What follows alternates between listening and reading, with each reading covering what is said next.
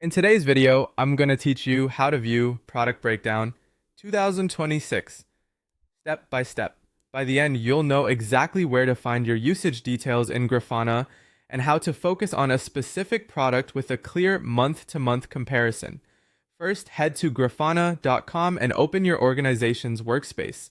Once you're in, look to the left-hand side of the screen. That sidebar is your main navigation. Find and open Cost Management and Billing. This is where Grafana groups all of your spend and usage insights so you can quickly understand what's driving cost. Inside Cost Management and Billing, click on Usage. The usage area aggregates consumption data across products and presents it in an at-a-glance view.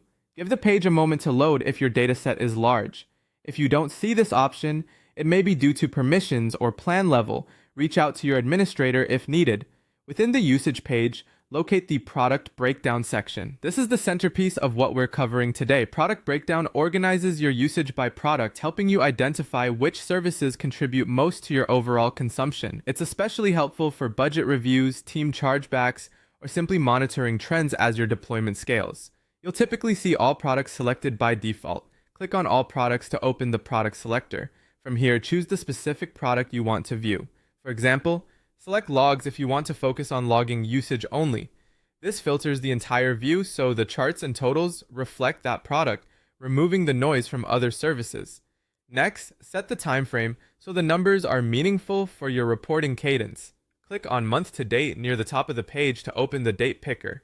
Select the month you want to analyze, past or current, so the breakdown aligns with your billing cycle or review period.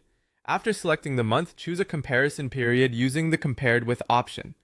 A common choice is the previous month, which makes it easy to spot growth, reductions, or anomalies at a glance. As you explore, watch how totals, charts, and trend lines update in real time when you change the product or date range. Tooltips on charts can provide additional context, like daily patterns or spikes. If something looks off, verify that the correct product and month are selected, and confirm that no organization-wide filters are applied elsewhere. That's it. You've navigated to Cost Management and Billing, opened usage, focused on Product Breakdown, filtered to a specific product like Logs, and set a month with a clear comparison period.